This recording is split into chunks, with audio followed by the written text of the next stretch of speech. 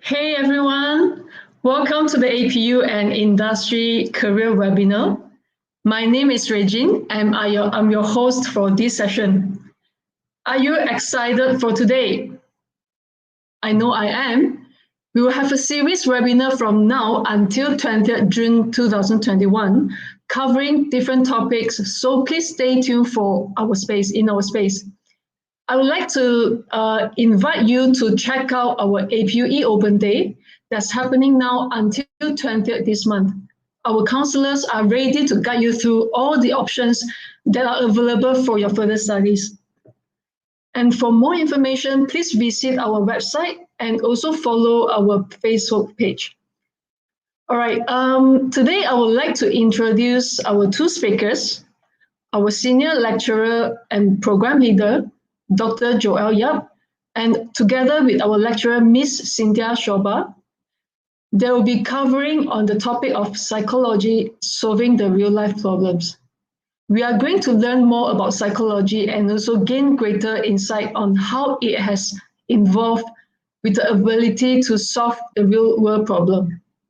Without further ado, let us welcome Dr. Joel and also Miss Cynthia. Hi, Dr. Joel, Miss Cynthia. Hi, Regine. Hi, Regine. Hi, Regine. So Dr. Joel and Miss Cynthia will be covering the topic. So, all right, over to you, Dr. Joel. Thanks, Regine, for the introduction. So guys, hi, how are you? I hope you guys are doing great. Good afternoon and good morning to some of the students at different time zone. So I'm so glad to be invited for this presentation today with my colleague, Ms. Cynthia Shoba. I'm Dr. Joel Yap, and I'll be talking about my colleague and myself. We'll be talking about how psychology can come into the pictures when we talk about solving real world problems, right? And let me just give you a quick overview about myself. So I actually started my teaching career back in 2013, and I have basically I have 8 years of full university teaching experience, and I was holding the positions of head of department of psychology at Southern University College previously. And I also interested in writing some research journal papers. And one of my projects got selected by the MOHE under the FRGS grant in 2017. And also I did my master and my undergraduate in the UK. My master was in clinical abnormal clinical psychology at Swansea University, and I did my PhD in UTM, Educational Psychology. So I'm currently the senior lecturer and the program leader for psychology program at the APU. Okay. We have another speaker today, like my colleague I mentioned to you earlier on just now. Her name is Miss Cynthia Shoba. She's a licensed and registered counselor, and she has in this counseling industry for almost 8 years. And she has been working with different clients from diverse background. So she has much of this kind of counseling experiences, and she also has some sort of like teaching experience in covering undergraduate and also diploma level. And she's a certified counselor supervisor, and she got the certification from Idaho State University, USA. And so this is a little bit about my colleague's background. She got a master in counseling, and she's from Help University, and she's also a licensed, like I say, a licensed registered counselor from LKM. And both Cynthia and myself, we are TTT certified HRDF trainer. So before I give you guys an overview about, what psychology can do when it comes to solving real world problems, right? I would like to just basically give you guys an introduction to psychology. I know that a lot of you would probably, I don't know, ask this kind of questions like, what psychology is all about. Maybe in their mind, they'll start to think that, well, psychology, oh, well, you study psychology, obviously you wanted to become a psychologist, or maybe they may have some kind of misunderstanding about psychology. Those people who study psychology, normally these people are quite psychotic, or psycho, we call so-called psycho, right? Or maybe they can read people's mind. I know that I have heard some of my students, or even some people, they would say like, uh, well, uh, like I say mentioned just now, you if you study psychology, you are able to understand or maybe read people's mind, and that is not necessarily true, because of we are not mind tellers. Actually, as a matter of fact, we spend more time in terms of understanding human behavior and human mind. We do a lot of research, and we try to use a lot of this kind of theoretical underpinnings to support why uh, a person would normally, do this. What are the driven reasons for this kind of behaviors and all this.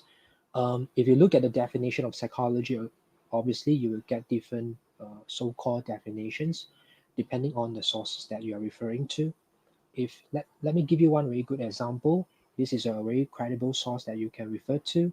It's from BPS. It's the British Psychological Society. According to BPS, actually psychology is a study using scientific study of people and the mind, and and behavior. So this is the basically a very brief definitions of psychology. So I hope at least by now you should roughly have a rough pictures about what psychology is all about. Okay, so throughout the session, I hope my explanations and my sharing will enlighten some of you, especially those who have been thinking that, should I study psychology or not? So I hope I have achieved that today. So the first thing I want to share today is what psychology can do to sort of like to solve certain problems in our life. Especially we are talking about those hardcore problems, right? That every day you will face. But I would like to start off with something a bit different before I move on to the actual problems, right? Um, we all know that nowadays a lot of people, we have more and more these emerging industries. We talk about e-sport and all these things, right? Um, So I just want to share with you. Actually, psychology has already been infused in esport. I'm not so sure whether any one of you here today, whether you are aware of this or not, but this is the truth, and this is happening now. And why? Because why I want to bring up this topic today? Because that if you look at um, the real world problems, right? Like nowadays, everyone is like we have the COVID-19s and all these things. Actually, we talk about well-being. We normally refer to physical well-being. Seldom we touch on the psychological well-being. Um, we do need, as a human being, we do need sort of like certain entertainment. All right, because now, especially, I know that I'm not so sure about yourself, but I believe that some of your friends, they might have to stay at home. Yeah, I think it's reasonably uh, appealing to say that mm, we should be staying at home, because now of the COVID-19 situations, right? We are asked to stay at home. I strongly recommend that we just stay at home now. So in this case, how do we uh, try to find some sort of activities or entertainment that, because according to studies, right, emerging research, they have found that actually um, not having activities or not having enough of this kind of so-called entertainment, right, it could potentially affect the individual's well-being as well.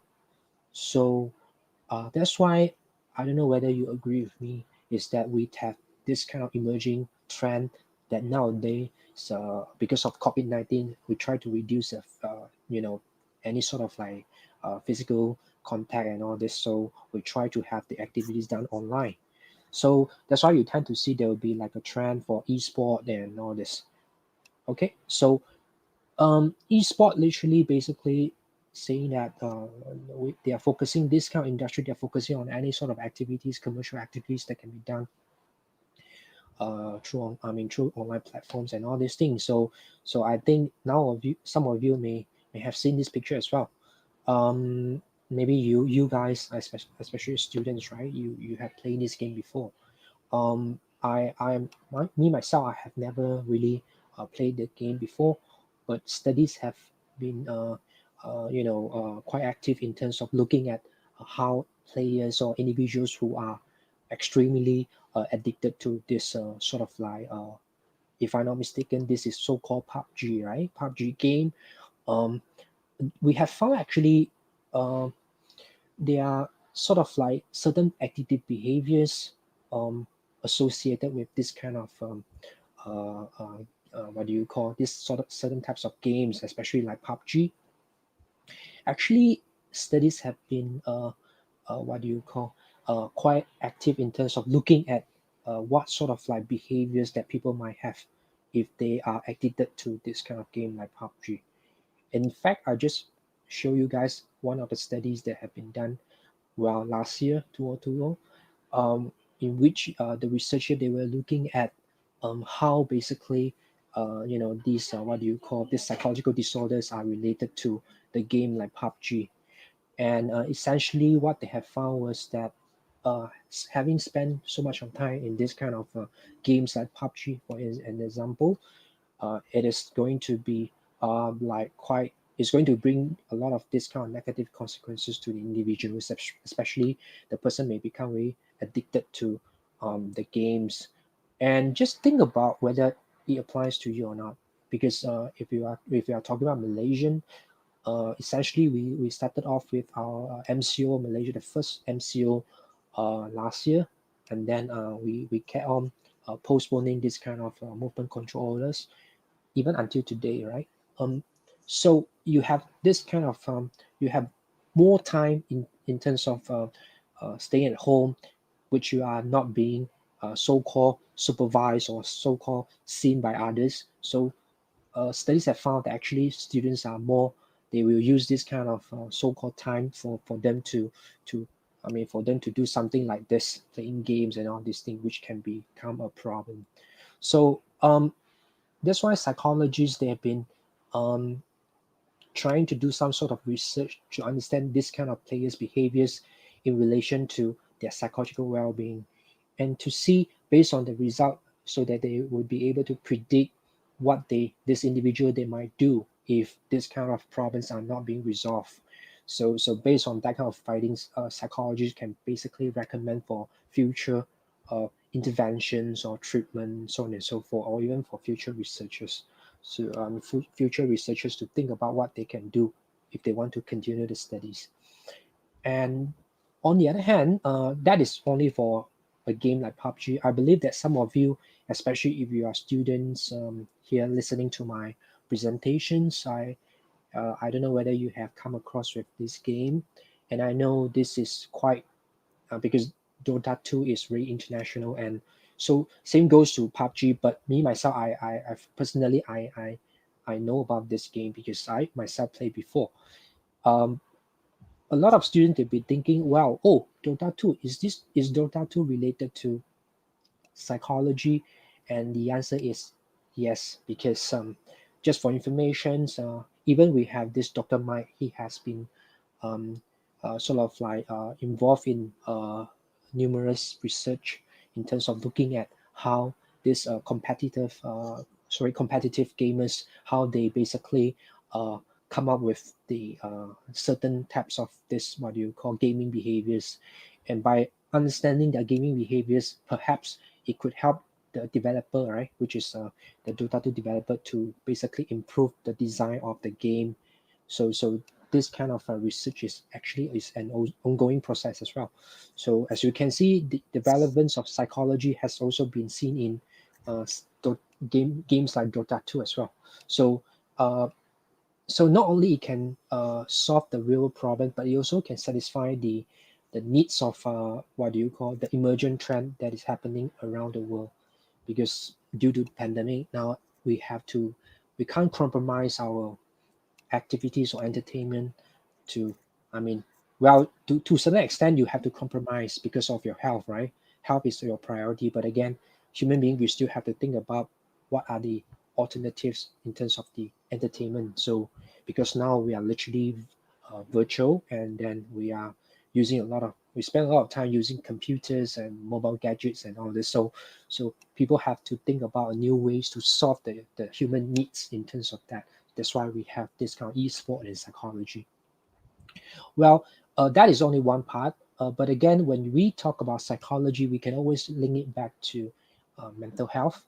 And one thing I want to highlight, and maybe I don't mind sharing with the students or even our audience today, is the abnormal and clinical psychology.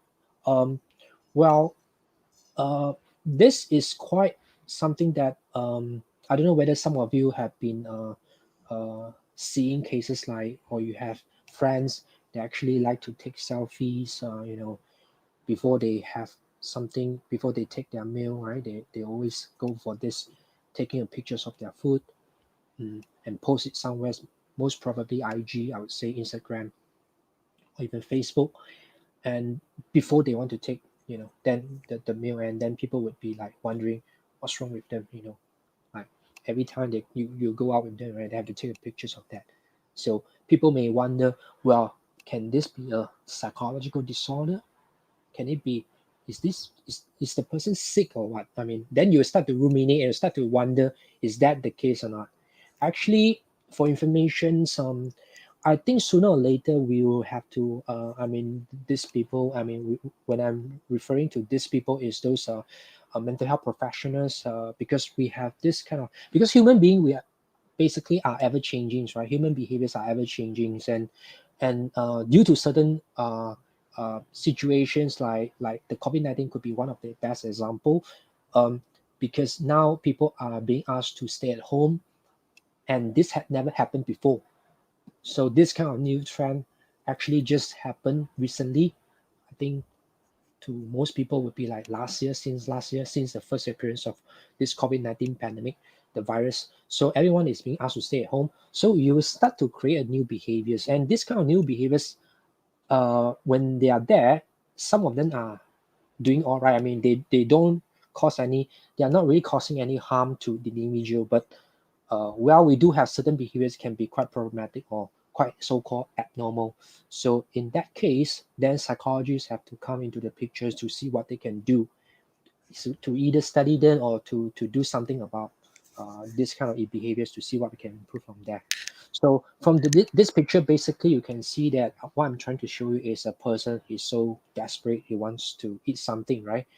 And where else, if you look at this person's, right, she doesn't seems to be quite having the appetite to eat the food, if I guess it correctly. So so why we have this kind of discrepancies, and we have this kind of differences, if you can look at the previous picture and this pictures. So what happened to the persons? I mean, what's wrong with them? I mean, you'll be wondering. I don't know whether some of you here today, you have ever come across with this situation, or whether you have known someone that you quite close to you, and then you know that the person is having a problem. So actually, what I'm trying to explain and share today now at this point of time is that I want to say specifically on the eating disorders, because when I was doing my master degree and I was doing topics on eating disorders, I was so interested in terms of in eating disorders, specifically on female eating disorders, their eating behaviors and all this. So I was comparing Caucasian and Asian women, and I managed to find certain interesting result. Okay, anyway, come to this one. So if you talk about like mental health disorders, most of the time, this individual, they may have certain perceptions about themselves. If you talk about eating disorders per se, in a general pictures, right? Normally, individual with eating disorders, they would normally look at themselves. They would have like a low body self-image, right? They will look at themselves like, I don't really have the figure that I'm supposed to have, and they will start to uh, have the low self-esteem, followed by low confidence and all this. So this can be very problematic. So as a psychology expert, right? If you study and or if you venture into psychology program, we will, I mean, you get to experience different modules, especially you get to learn about disorders and all this. And when it comes to postgraduate studies, you get to learn even more advanced or more details about mental health. So especially like clinical psychology and all this. So psychology also cover not only the e-sport, and also cover a little bit on the, not a little bit, quite a lot on the mental health. But eating disorder is just one of which only. But we have so many other types of psychology disorders, anything you name it, like depression, mood disorders, and we also have like anxiety disorders, and we also have like schizophrenia, other psychotic disorders, personality disorders, literally, because nowadays these kind of problems, they are there. And as a psychology expert or so-called clinical psychologists or relevant uh, psychology professionals, they have the knowledge and they have the skills to really help individuals with this kind of problems. So there's a demand in psychology in terms of what we can do, and what we can provide the services, and with our knowledge and all this. So now every day everyone is literally talking about IL 4.0, which is so-called the Industrial Revolution. In case you don't know what do we mean by IL 4.0, so it stands for Industrial Revolution 4.0. So literally, when you read newspapers, and or maybe other resources, you see that everyone literally is talking about this. But then we have to think about uh, how psychology basically can come into these pictures when we talk about IL 4.0. A lot of study have been done, and eventually even a famous Malaysian, this what do you call, key persons in our government, they also mentioned that we have a demand. We need to have more experts in psychology so they can really contribute to our the individual's mental health. Especially, I don't know whether you I think by now you should know that pandemic is really a big issue. As a matter of fact, even until today, we are still struggling with the numbers, right? The cases, right? So just think about in the next couple of years, right? What would happen to the whole society, especially in Malaysia or even the world? So you can see that actually everyone says that sooner or later, certain discipline will be sort of like replaced by AI, artificial intelligence. So then some of this, areas or fields, right, or even disciplines, they will have to think about how they can do this kind of transformations, right? How they can reform and transform to sort of like to survive the new what do you call that revolution. So despite we have all these kind of things happening, but again, just to let you know, actually this slide to just to provide you some informations. Um, we have this IL 4.0, but again, you need to really have a good mental health. Um, and then because if you don't have this mental health, you don't have a so-called decent mental health, then forget about anything else that you can think of. Forget about IL 4.0, because everything starts with human being. So even the projects, even everything, the plans and everything, right, it started off with human thinking, human planning. So without a proper psychological mental health, right, these things is not going to happen. All right. So I will just touch on a little bit on this, what we will offer at APU. So actually, at APU, right, our psychology program is literally a new program. Just to share with our audience today, just to share with you about our program, what is so unique about our program. Actually, as you should know by now, that APU is known for its emphasis on technology and innovation and all this. So having said that, once we have a new program, we always try to see what we can position ourselves into the pictures, especially now everyone's literally talking about IL 4.0. So, and at APU, this is a new program, psychology program, and then we really design the program uh, with reference to the what you call the needs of the market needs and the industrial needs and all this. So actually we infuse the technology with the our program content. So, and then also we emphasize on the contemporary environment. So our students, they will definitely learn from the lectures about what they can do apart from the what do you call the typical things, right? So we will try to emphasize on the contemporary environment. The best example is that nowadays everyone literally talking about previously we talked about COVID-19. But now everyone's talk about that post COVID-19, right? What we need to do after COVID-19. So the trend is no longer just on the COVID-19 per se. Now we are moving towards the what do you call post COVID-19 situation. So essentially, we will explain uh, to the students about what they can do and what we need to do, uh, or in psychology, as an expert, what we need to do to help individuals to overcome or to survive these post COVID-19 situations.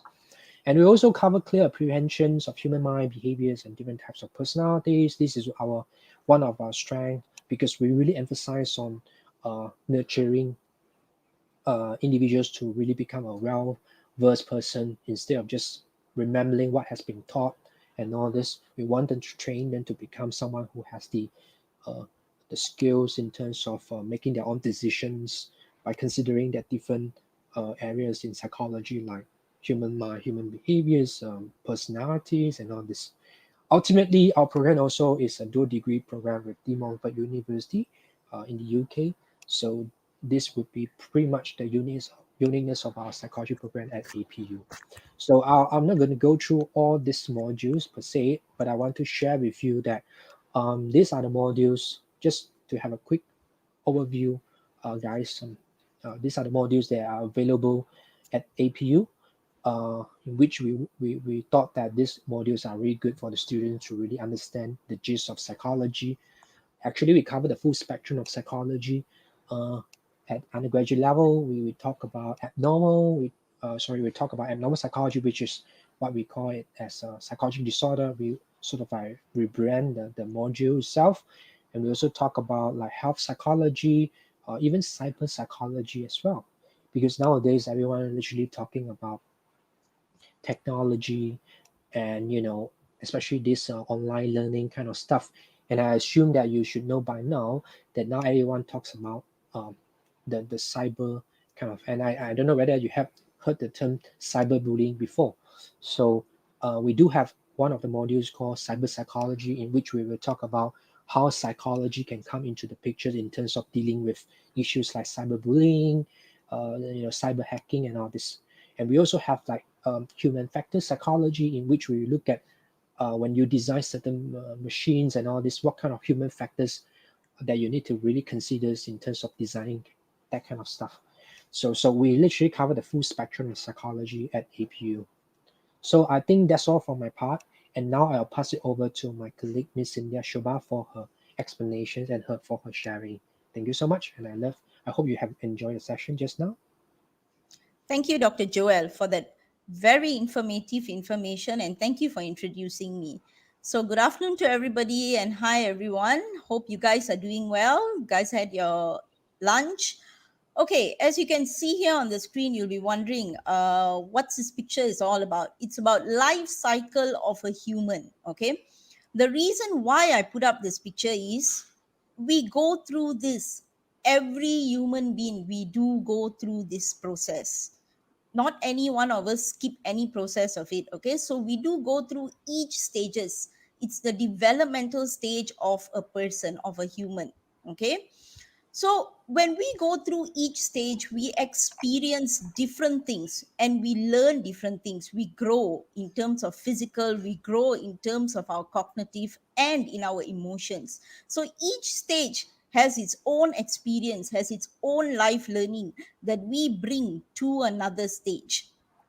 I'm sure we all don't just stop at one stage and think and reevaluate and see, like, okay, now I'm in my adolescence. Okay, next I'm going to move to my young adulthood. So, what has happened in my adolescence? What is my life learning? How many of us actually do that? I don't think we actually do that at all. Okay, so yeah. So, but then why do we need to know this? Is because it's very important for us. This actually helps us in terms of knowing ourselves better, in terms of knowing what are we going through in daily life, what are the changes we are experiencing. So as a student who have studied psychology, you will be more aware of these changes. So when you are going through a certain phase in life, when you're going through a certain change, you will be aware, okay, now this is what I'm going through in terms of my physical, in terms of my cognitive. in terms of my emotions. So, in terms of your coping, you will learn ways to cope better.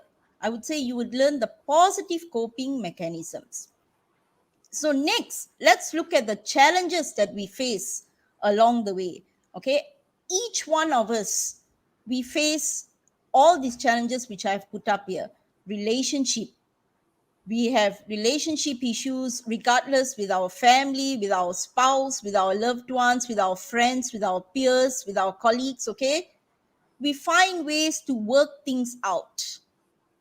Stress, any one of us who says here that I never experienced stress, I'll ask you again, are you really serious that you never experienced stress? Stress may not be in the form of an extreme stress, something which is very small. I will give you an example, like, okay, say for example, your car tire is punctured when you want to go out from the house to buy grocery.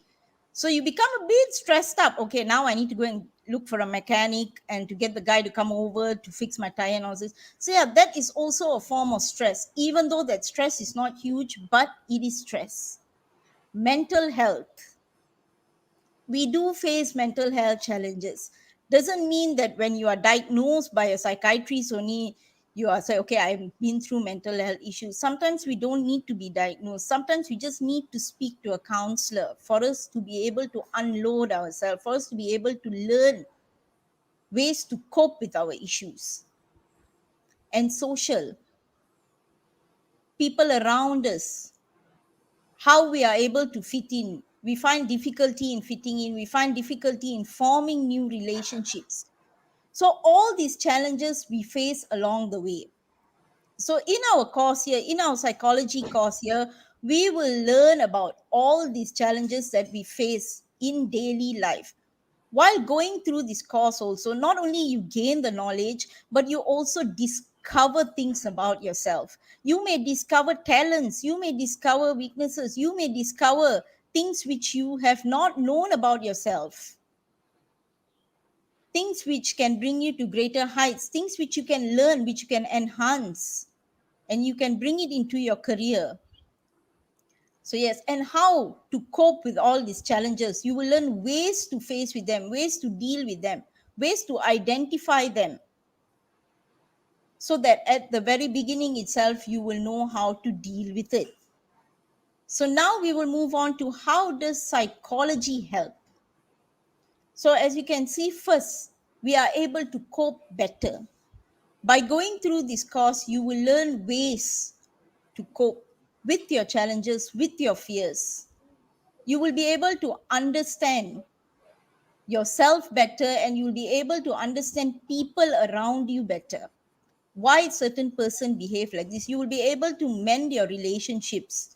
If before this you did not know how to behave with another person, you don't know how to mingle with another person, you don't know how to form social relationships, social bondings. By going through this course, you will learn ways on how to understand people better, so that you can do things in a more mindful way, in a proper way. And seeking professional help when you're going through a certain mental health issues, it's okay to seek help. Rather than suffering alone, it's okay to seek professional help. We should not be self medicated doctors. We should see a professional when we are going through issues, especially mental health issues. We should not take things into our own hands. Most of us, we are afraid of the stigma that society has put on us. That's why we are afraid to go and see a counselor when we are facing certain issues. Because in our mind, we'll think like, okay, what are people going to say if I go and see a counselor? What will my family say? What will the people around me say? They'll think I'm crazy. I'm incapable of things. No, it's not that. You're seeking help so that you can cope better, so you can have a better life. So, as a psychology student, a student who has gone through the whole program, you will know all these things, and you will be able to come out better, to understand your fellow friends, your fellow humans better. And also, you will be able to be with them and also share your knowledge with them and educate them. So, that's all from me. and Dr. Joel. Thank you very much. And now I'll pass it back to Ms. Regine.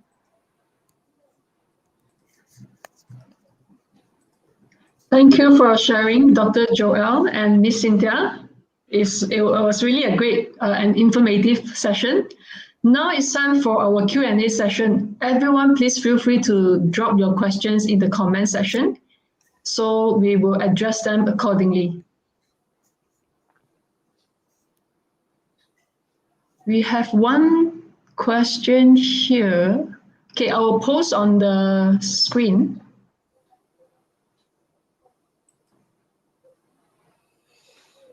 Asking by Ayman Lee, what are the career prospects of psychology after completing degree?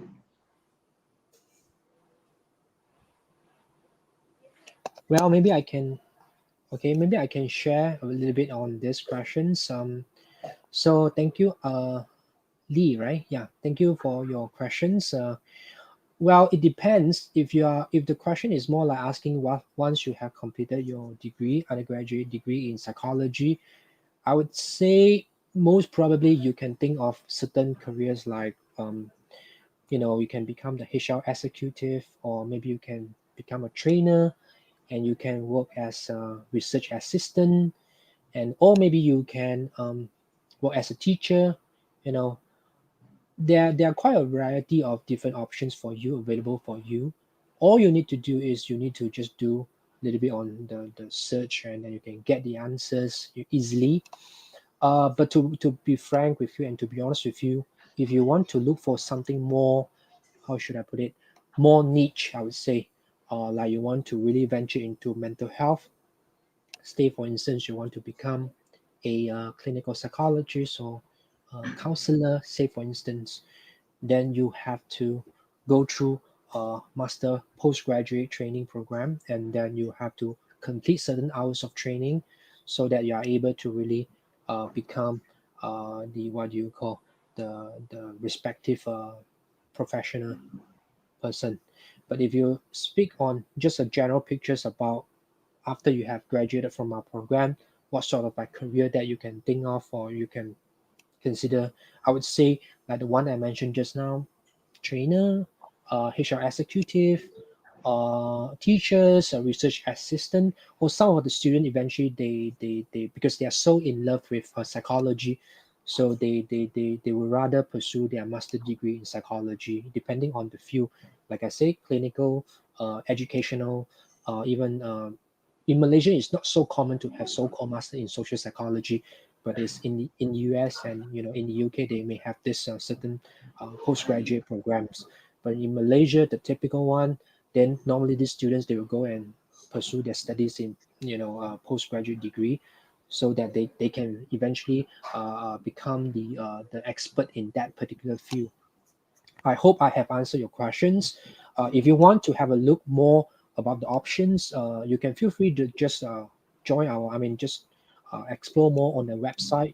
Actually, APU website will provide you a list of options like the career prospect that you can consider. I hope I have answered your questions. Thank you, Dr. Joel. We have another question here from Praveen Raj. What is the requirements to study undergraduate in psychology? Maybe Sin, you want to talk about this? You go ahead with this the qualification. Actually, for this one, for information, Praveen, right? Sorry for that. When we talk about undergraduate in psychology, normally we are referring to. It depends on whether you're international students. If you're international students, normally we will have to look at whether you have equivalent qualifications or not. But if you are talking about Malaysia Malaysian per se, we normally take in students like with foundation qualifications, or whether you have a diploma in psychology, say for instance. And the difference is that if you're coming in with diploma, if you're having SPM at the moment, say for instance, if you're having SPM, it will not be able, you don't see yourself able to join our program immediately after you have gone through your SPM. That's one thing. because you need to go through because SPN level is only grade 9 if I'm not mistaken, so you have to achieve another level. So normally what you do is that you have to go for a foundations, or whether it's a foundation in the program, foundation in certain program which allow you to join our program, psychology program at undergraduate level, or you have to go for diploma uh, degree, and once you finish your diploma program, then you can join our undergraduate degree. Because if you're coming in with diploma in psychology, normally you are allowed to skip your first year in psychology at undergraduate level, because more or less you have covered certain modules in your diploma level. So when you join our undergraduate degree, you are able to just join as a year 2 student. Okay, and very good question. Since you asked about that, I think uh, it's fair enough for me to tell you that for psychology program, because in Malaysia we have to follow strictly what MQA, which is the Malaysian qualification agency, what they say about the program, because they are like a body that oversees all the programs, right? So when you talk about psychology, psychology is a bit special. I think there are certain other programs also they do come with a certain special requirements. But for psychology program per se, they will look for something like at SPN level, right? They will look for something like you need to have a credits in your mathematics. At the same time, you need to have a credits in science related subject, and then you need to have a pass in your English level, English exam. So meaning to say that you need to make sure if you're SPM holders, right? But you want to take the path like you want to do a foundation in psychology, but make sure that your SPM is you really have the requirement, meaning to say that you have passed your English in SPN level, sorry, at SPN level, and then you have got 2 credits. One is from science related subject. It can be chemistry, biology, physics, or it can be a general science subject. Um, and then on top of that, you need to have a credits in mathematics. So make sure these are the requirements that you need to achieve before you even consider your foundation. Well, again, if you say, what if I couldn't make it, you fail your subjects at that um, certain modules, right? Then you have to find a way to sort of like either you receipt for the papers, or whether you go for the ICGSE exam. So because that will pretty much ICGSE is equivalent to the SPN level, so you can get that one done, and you can just come in with that requirement, and we are more than happy to take you in. I hope I have answered your questions. Thank you, Dr. Joel. Thanks, Praveen, for asking the questions. You can actually go to our website to submit your results so that our counselor, will advise you further on your eligibility. Okay, do you have any more questions? Right.